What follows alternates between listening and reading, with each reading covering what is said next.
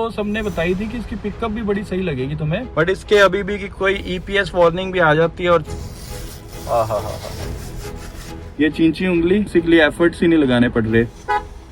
गाड़ी स्टार्ट हो गई।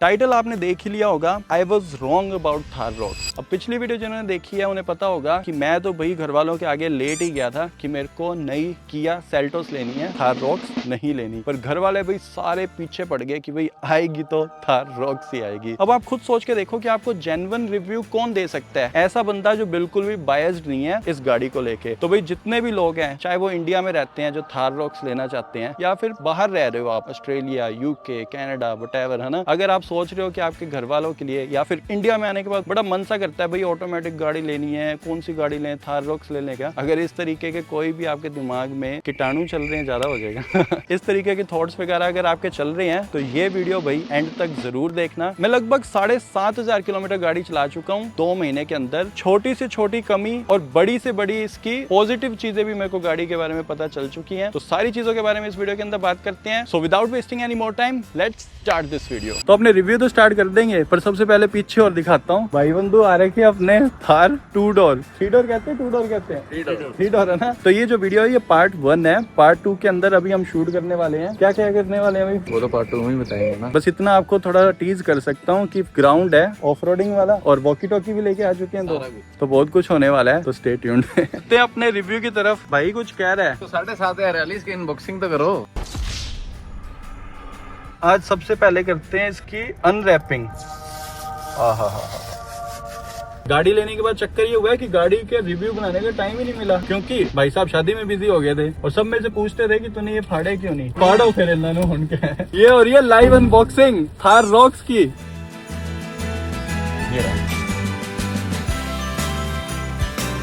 और वैसे मेरे को सब कहते हैं इसको उतारना नहीं चाहिए, पर छोड़ना चाहिए या चुप रहा, खजला दो लो जी, ये होगी अनबॉक्सिंग। तो चलो वो अपने स्टार्ट करते हैं रिव्यू को। सबसे पहले अपने बात करेंगे इस गाड़ी के वाओ फैक्टर्स, और उसके बाद अपने बात करेंगे इस गाड़ी के जो कॉन्स हैं। सबसे पहली चीज जो इस कार में बढ़िया लगी है मेरे को, पर्टिकुलर इस मॉडल में, ये जो कार का मॉडल है वो है star addition diesel automatic 4x2। अब अगर थार का अगर आप टॉप मॉडल लेते हो रॉक्स के अंदर तो कॉफी कलर का इंटीरियर आता है, आप सबको पता होगा। ये जो कलर है सीटों का, ये पर्सनली मेरे को तो बड़ा पसंद आया था। तो ये सबसे पहला वाओ फैक्टर। प्रीमियम है थोड़ी। एक और रह गया यार, ये तो मजाक ही हो रहा है। सबसे लास्ट इधर का भी रह गया। लो जी, पूरी अनबॉक्सिंग अब होगी। अब ये जो ब्लैक एडिशन है इसके अंदर जो इसके अलॉय हैं ये भी ब्लैक आ रहे हैं, तो ये दोनों चीजें बड़ी सही है। तो ओवरऑल गाड़ी पूरी ब्लैक है, ये भी ब्लैक है, सीटें भी ब्लैक हैं और इंटीरियर भी ब्लैक है। एक और रहेगी पन्नी। चलो कोई ना, अनबॉक्सिंग भी चलती रहेगी साथ में, अब आप खुद ही देख सकते हो। लो जी, शायद hopefully this is the last. तो जो फील है गाड़ी का ओवरऑल, पहले बोलते थे कि इंडियन ब्रांड्स जो हैं गाड़ियां वो एक प्रीमियम टच नहीं दे पा रही, बट इस बार भाई इन्होंने प्रीमियम टच दे दिया है। सॉफ्ट टच मटेरियल लगा रखे है इन्होंने, मतलब कि वो जो चीप प्लास्टिक यूज करती है जैसे कुछ कंपनी, वैसा सा आपको बिल्कुल भी फील नहीं होने वाला। अब जो फैमिली वाले हैं जिनको ये गाड़ी लेनी है, सबसे मेन रीजन क्या था ये गाड़ी पे शिफ्ट होने का, कि आपको सारे जो कम्फर्ट वाले फीचर्स है मिल जाते हैं। फॉर एग्जाम्पल ये देखो, हरमन के आपको स्पीकर मिल गए सारे, है ना, 9 स्पीकर वाला सिस्टम है, सबवूफर भी कंपनी फिटेड पीछे लगा हुआ है। उसके बाद आप ये देखो वेंटिलेटेड सीट्स। अब बताना, ये देखो कर दी ऑन, ठंडक का एहसास आया इस गर्मी में। गर्मी कूल। लिस्ट यहीं पे खत्म नहीं होती है, देखो। उसके बाद सनरूफ, वो राजवीर भाई पीछे मेरे से कम 4 फीट दूर बैठा है और ये सनरूफ उससे भी पीछे तक जाने वाला है। देखो वो हाथ लगा के बता रहा है, देखो। तो ये देखो इस एंगल से समझ आएगा आपको। तो सनरूफ का साइज भी अगर आप देखोगे बहुत ह्यूज है। तो पीछे बैठ के वो घुटन वाला सीन तो नहीं लग रहा होगा, बिल्कुल भी नहीं। अगले फीचर की बात करें, उसके लिए हमें अपने भाइयों को थोड़ी गर्मी में मारना पड़ेगा। क्यों? अब हम बात कर रहे हैं भाई कनेक्टेड कार फीचर्स की। अब यहाँ से मैंने कमांड दे दी है गाड़ी स्टार्ट की, ये देखो गाड़ी स्टार्ट हो गई। अब यहीं पे ही पर इसकी मैं एक कमी भी बताता हूँ गाड़ी की। आपकी चाबी आपके जेब में अगर इस साइड और लात आपकी बिल्कुल पास में है तो जाके ये बटन काम करता है, लेकिन अगर आप थोड़ा सा भी पीछे हो इस तरीके से, मतलब नीचे अगर कोई भी गंदगी हो रखी है और आप ऐसे करके अगर इसको ऑन करने की ट्राई करोगे तो ये काम नहीं करेगा। मतलब इसकी रेंज जो है वो बहुत कम है। और सेम चीज ही चाबी के साथ है। अब ये महिंद्रा की अपने सबके किस किस के थार में प्रॉब्लम है कि दूर से चाबी चलती नहीं, नवे जा रही है, तुम्हारे वाली में नहीं है, और राजवीर और उनकी किसी की, अच्छा किसी राजवीर वाली थार में क्योंकि रॉक्स के फीचर ऐड करे हैं, तो ये रॉक्स का नेगेटिव फीचर था वो भी ऐड कर दिया। क्या क्या चीजें दी हैं नई वाली 3 डोर थार में? स्टीयरिंग सेंटर कंसोल, स्क्रीन नहीं आ गई, स्टीयरिंग चेंज आ गया और अच्छा स्टीयरिंग भी यही वाला आ गया, विंडो कंट्रोल्स। और इसके बाद अगर अपने बात करें, मेरे को सच में बिलीव नहीं होता कि 360 डिग्री कैमरा आजकल इंडिया में ये गाड़ियां देने लग गई हैं। चल जा। महिंद्रा है ना। महिंद्रा। तो ये देखो भाई, यहाँ से आप सारे तरीके के ये देखो कैमरे देख सकते हो। ये शायद पीछे का है, ये आगे का भी आ गया। इसके बाद साइड में देखना है अगर आपने, देखो टायर आ गया साइड वाला। पीछे देखना है, ऊपर से एरियल व्यू वो भी दिख रहा है, ये आगे का एरियल व्यू भी दिख रहा है, और ये पूरा 3D। ऐसा लग रहा है ना गेम खेल रही हूँ।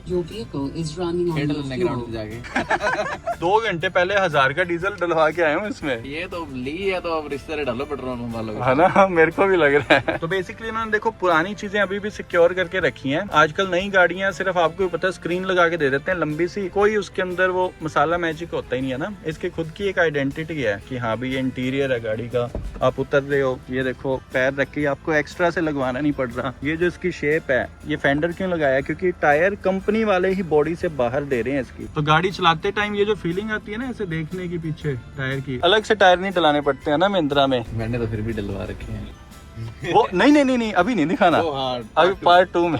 अभी तक इन्होंने ये पुरानी जो मेन इसकी जान है ना, ये हुड, ये देखो छोटी छोटी चीजें ये अभी तक प्रिजर्व करके रखी है, जिसकी वजह से भाई इस गाड़ी की एक आइडेंटिटी है ना। You can love it, you can hate it, but you can not ignore this, right. तुम इग्नोर नहीं कर सकते इस गाड़ी को जब ये रोड पे जा रही है। तो ये देखो किस तरीके से इन्होंने पुराने कुछ एलिमेंट्स हैं गाड़ी में रखे हैं, है ना, टच वाले, कि जिससे प्लास्टिक पीस ऑफ क्रैप नहीं लगती ये गाड़ी। सीरियल नंबर वगैरह, स्टैंपिंग वगैरह लगा के, ये होती है ब्रांडिंग करना। थार डेजर्ट आपको पता ही है राजस्थान में है, आई गेस इसका नेम भी वहीं से इंस्पायर हुआ होगा, इसीलिए छोटी छोटी ब्रांडिंग वगैरह इन्होंने करी है, तो बड़ी सही लगती है। ये वो यार है ऑडी में स्पीडोमीटर पे मैप वगैरह आ जाता था, बताओ इस पे आता होगा? ये तो कितो महिंद्रा आता है इसमें भी, सच्ची सच में। और ये देखो ये आपका वो आ गया मैप। ये तो छोटा ही बहुत है, मजा नहीं आया? ना। 1 2 3 पूरी स्क्रीन पे आ गया। जैसी गाड़ी चलेगी तो अपना आइकन भी आ जाएगा साथ में। तो पूरी स्क्रीन पे ये देखो इसका मैप, स्पीडोमीटर पे भी आया था। मेरे को बहुत सही लगी ये चीज भी इसकी। कैसा वर्थ इट है? बोल रही। तो देखो अब अपने पास ना 3 बंदे बैठे हैं जो 3 डोर थार के ऑनर है ना। हाँ। और एक बंदा यहाँ पे और थोड़ा सा फैमिली गाय बैठा है ना। सिटिंग का भी फर्क लगता है क्या इसमें बैठने का? सिटिंग का तो बहुत फर्क है। कैसे? कंफर्टेबल बहुत है, स्पेस बहुत है, उससे स्पेस ज्यादा बहुत घट है। बाकी अंदर आना जाना इजी है ना, पीछे आने का बड़ा चक्कर है, फोल्ड करनी पड़ती है। चलो ये तो कॉम्प्लीमेंट हो गया। और उसके अलावा देखो जो सबसे बेस्ट चीज मेरे को लगी है, ये तो शिकायत तुम सबको होनी चाहिए महिंद्रा से, इसलिए बता रहा हूँ, उस गाड़ी में इन्होंने वो नहीं दिया इलेक्ट्रिक स्टीयरिंग, हाइड्रोलिक है। अब इसका डिफरेंस क्या होता है, ये चींची उंगली और इससे ये घुमा दो जहाँ पे मर्जी, को कोई भी बेसिकली एफर्ट्स ही नहीं लगाने पड़ रहे। और महिंद्रा ये चीज दे रही है, और वो भी थार रॉक्स में, मतलब थार में। तो आप खुद सोच के देखो, electric steering with automatic gear box. भाई मेरे को क्योंकि कन्विंस कर रहा था, कहता थार रॉक्स आंख बंद करके ले लो ऑटोमेटिक, क्योंकि इसका गियर बॉक्स बहुत स्मूथ है। तो और मैंने मानी नहीं पहले इसकी बात बिल्कुल भी। जब टेस्ट ड्राइव वगैरह ली, चलाई गाड़ी, तब पता लगा कि इवन जो Hyundai की गाड़ियां आ रही हैं, क्रेटा वगैरह ऑटोमेटिक, उससे भी ज्यादा मजा आएगा आपको इसके ऑटोमेटिक गियर बॉक्स में, डीजल के अंदर। तो यही चीज मेरे को सबने बताई थी कि इसकी पिकअप भी बड़ी सही लगेगी तुम्हें। और आरपीएम जो है ना इसका हाईवे पे भी बड़ा सेटल्ड रहता है, मतलब अगर आप 100 पे भी जा रहे हो ना, तब भी आपका जो आरपीएम है गाड़ी का वो 2 से भी नीचे रहता है। 3 डोर वाली थार का इंजन का फर्क वगैरह ये सेम है। तो सारी बातें इसमें बता दोगे? अच्छा हाँ, नहीं वो अगली वीडियो में बात करेंगे। तो बेसिकली गाइस, अगर अपने बाद में चलने की बात करें ना, ये बिल्कुल भी एरोडायनामिक नहीं है गाड़ी। अगर आप इसको 80-90 तक चला रहे हो बहुत प्यारी चलेगी, शहर में चला रहे हो बहुत मजा आएगा। बट जैसे ही आप एक्सप्रेस वेज पे लेके जाओगे, वहाँ पे आपको देखो प्रॉब्लम आनी है। 120 की स्पीड में चलने के लिए गाड़ी नहीं बनी है। कंट्रोल जो है आपको वो यूरोपियन गाड़ियों जैसा नहीं मिलने वाला बिल्कुल भी। तो उस तरीके से तो इसको कंपेयर करना ही मत। अब बढ़ते हैं मेन पार्ट की तरफ। इस गाड़ी में कमियां क्या है, बहुत तवा लगाने वाला हूँ इस गाड़ी का मैं। तो बेइज्जती की क्लास शुरू करें फिर थार की, सबको मौका मिलेगा। अभी जशन ने एक बात बताई थी, वो बताओ कौन सी थी? वो कपड़ा निकले ना, ये जशन ने अभी बताया, हमने उंगलियां डाल डाल के यहाँ से, ये देखो इसका कपड़ा वापस अंदर डाला है, और वो उधर से भी देखो निकल रहा है। प्लस ये देखो नई गाड़ी जब हमने डिलीवरी ली थी, ये उस टाइम के निशान है। ये देखो ये उतर भी नहीं रहे, हमने ट्राई भी करके देख लिया, हमें लगा ऐसी कोई वो गम टाइप की कुछ टिकी सी चीज है, पर नहीं, ये नहीं उतर रही, पता नहीं क्या है, पन्नी हो जाएगी। मेरे को लग रहा है पूरी वीडियो में अनबॉक्सिंग चलती रहनी है इस गाड़ी की। सबसे बड़ा जो इशू है ना इस गाड़ी का, जिसके लिए आपको गाड़ी सोच समझ के लेनी है, वो है इसकी माइलेज। देखो अगर आपने कोई पहले क्रेटा सेल्टोस जैसी गाड़ी चलाई है जिसकी 20 प्लस की एवरेज है डीजल की, तो भाई आपको ये गाड़ी बहुत ज्यादा अफेक्ट करने वाली है। कहीं भी आप घूमने जाओगे जहां आपका 5000 का फ्यूल लगता था, वहां पे आपका 8-9 हजार का फ्यूल लगना शुरू हो जाना है। 10, 11, 12 ये इसकी एवरेज है, 12 के बाद खत्म हो जाती है। हाईवे पे अगर आप बिल्कुल ऐसे चमचे पे ऐसे थोड़ा सा पैर रख के चलाओगे कि मैं 60-70 से ऊपर नहीं जा रहा, तब जाके इसकी कोई माइलेज आती है थोड़ी बहुत। उस पे मैंने एक सेपरेट वीडियो बना रखी है, वो आ जाएगी। बट इस गाड़ी की एवरेज बहुत कम है डीजल में भी, और पेट्रोल ले ली तो भगवान ही बस बचाए आपको। दूसरी भाई सभी थार्स में प्रॉब्लम है, वो सामने भी खड़ी है भाई, कैसे घिस घिस के शीशा धोते हो भाई बहुत औखा है। और क्यों धोते हो? इंसेक्ट है ना, वो बेचारे मरते नहीं है ऐसे, वो चिपक ही जाते हैं, आगे फूटते हैं शीशे पे, बहुत गंदी मौत होती है उनकी। हाँ, और आवाजें आती हैं, मतलब आप 10 किलोमीटर टक टक टक टक आती रहती है ना, तो मतलब दुख भी होता है और बंदा अवेयर होने लग जाता है बार बार कि यार ये देखो चिपके ही पड़े हैं मतलब सारे। तो आपको सारा दिन बस ये करते रहना पड़ता है हर 2, 4, 5 किलोमीटर के बाद। अब इससे एक और मैं महिंद्रा को सजेशन देना चाहता हूँ भाई, इसका बोनट दिख रहा है ना आपको महिंद्रा का, है ना, ये चीज कभी सोची है क्यों ना कंपनी विंडशील्ड फ्लूइड डालने वाला जो मोरा है वो इसका बाहर दे देना चाहिए, है ना, कि इतना बड़ा बोनट ना हमें उठाना पड़े। क्योंकि जहाँ पे रेगुलर गाड़ी का 5, 7, 10 दिन बाद आप रिफिल करते हो, इसका दूसरे दिन ही करना पड़ जाता है। अभी भाई लोग पूछ रहे थे कि पीछे ना मैंने वो जो बोतलें रख रखी हैं भरी हुई, मैंने कहा था ना मैं बाद में बताऊंगा मैंने क्यों रखी हुई है, वो रखी इसलिए भी है। मैं कह रहा हूँ ना भरा पड़ा हूँ मैं बहुत ज्यादा, हाईवे पे जा रहा हूँ और रुक रुक के भैया पानी दे दो, 20 का है, वो 2-2 लीटर की बोतलें रखनी पड़ती है पीछे गाड़ी में। तुम्हारी गाड़ियों में भी दिक्कत आती है क्या कि पाइप निकल जाती है नीचे से, या नहीं? नई गाड़ी में आ रही है, पुरानी में नहीं। पुरानी में नहीं आ रही ना। अब मैं दिल्ली बॉम्बे एक्सप्रेस वे पे जा रहा हूँ और वहां से तो पानी आ रहा है, जहाँ से मैंने देखना यहाँ से मैडम पानी छोड़ना ही बंद कर देती है। फिर बोनट उठा के चेक करते हैं, देखते हैं तो तार निकली भी मिलती है। तो पहले कंपनी में भी दिखाई, कंपनी वालों ने वो नोजल चेंज भी कर दी, उसके बाद भी निकलने लगी थी। फिर उस पे क्लैंप लगाया है कि अब भाई ये प्रेशर से निकले ना। अरे ये एक फीचर तो रह ही गया था, अभी राजवीर ने मेरे से क्वेश्चन पूछा, क्या डिक्लाइन नहीं होती है। ये रहा इसका हैंडल। अब इसके कुछ डिफेक्ट्स हैं वो आते हैं। स्टीयरिंग अपने जब ऐसे ऐसे कर रहे थे तो टक टक की आवाज आती थी, वो मैंने ऑनलाइन वीडियोस वगैरह भी देखी थी। इसकी कोई टॉर्क करते हैं वो नीचे से कसते हैं, वो कसवाया था चला गया था। बट इसके अभी भी की कोई EPS वार्निंग भी आ जाती है और चली जाती है अपने आप। कंपनी में भी दिखा ली, कहते कोई इशू नहीं है, ग्लिच वगैरह है, आ जाती है चली जाती है, चलाते रहो। 10 में से एक बार इसके इंडिकेटर्स की ये जो आवाज है ये आनी बंद हो जाती है, उसके बाद गाड़ी बंद करके चलाते हैं तो वापस आने लग जाती है। ये वाला इशू तो नहीं आता मतलब उसमें 3 डोर में किसी में, है ना, उसमें मेरे को लग रहा है आवाज भी ऐसी नहीं आती, वो नॉर्मल इंडिकेटर्स वाली आती है ना, और वही सही है। मेरे को ये फीचर बिल्कुल भी अच्छा नहीं लगता इसका। ये देखो ये अलग ही साउंड आती है इलेक्ट्रॉनिक सी, ना समझ आता है इंडिकेटर चल रहा है क्या है। अब यहीं पे इसका सबसे बड़ा सेफ्टी इशू बताऊं मैं आपको, गाड़ी का हैंड ब्रेक लगी हुई है। जब भी हम गाड़ी चलाएंगे हैंड ब्रेक में तो गाड़ी कैसे टूनू टूनू करने लग जाती है ना, ये देखो क्या करेगी। हैंड ब्रेक लगी हुई है ना, ये हमने चला दी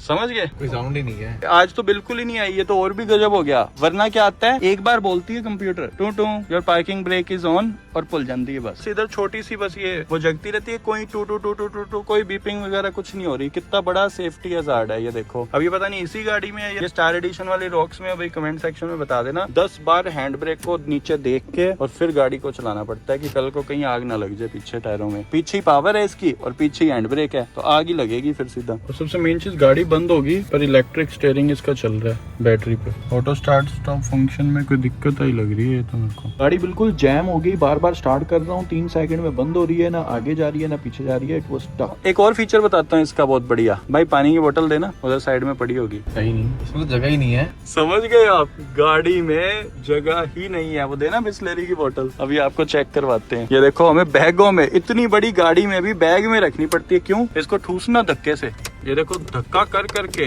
ऐसे और फिर ठूसनी पड़ती है। और अगर भरी हुई बोतल हो रख ही नहीं सकते। और अगर अपने जो घर में यूज करते बोतल लोहे की या वो जो होती है ना मेटल वाली, वो तो घुसा ही नहीं सकते आप इसमें। ये इसका ऑटोमेटिक एसी है, पर अब इसको मैंने कम कर दिया। जब भी आपका एप्पल कारप्ले चल रहा है आपको दिखेगा ही नहीं। अब गाड़ी चलाते टाइम मतलब कभी कभी इधर दिखा देगा छोटा सा, बट वैसे ये देखो कुछ भी कर रहे हो, ये देखो अब आ गया। ये इसकी मर्जी है, देखो अब फिर नहीं आ रहा। और उसके लिए क्या करना पड़ता है, इसका होम बटन दबाओ और फिर चेक करो। ये देखो साइड में छोटा सा, अच्छा 20 पे है, अच्छा 22 पे है, हाँ मतलब ऐसे देखो। और ड्राइविंग करते टाइम बंदा यही काम करता रहेगा क्या, एक छोटी सी स्क्रीन में इंदिरा दे देता है इधर या इधर, है ना। हर दिन इस चीज से प्रॉब्लम होती है। और उसके बाद भाई सबसे लास्ट शिकायत इस गाड़ी से जो मेरे को है वो है इसका बैक कैमरा। कभी कभी बैक कैमरा इसका ये जो है ग्रीन ही हो जाता है बिल्कुल। इसका बैक कैमरा लगा हुआ है इधर टायर के ऊपर, तो इसकी पता नहीं क्या ग्लिच होता है या वटेवर। ₹1 भी स्टेपनी पे दे दिया अब। अच्छा दे दिया तुम्हारे वाले मॉडल में भी? हाँ अच्छा, रॉक्स वाले दे दिए फीचर, अच्छे हो या बुरे, वो चलता नहीं भाई आधे टाइम है। उसने अभी लियस को टेंशन दे दिया आपने। मेरी वाली में तो अभी कोई दिक्कत अभी नहीं आई ना, चलो बढ़िया, भगवान करे।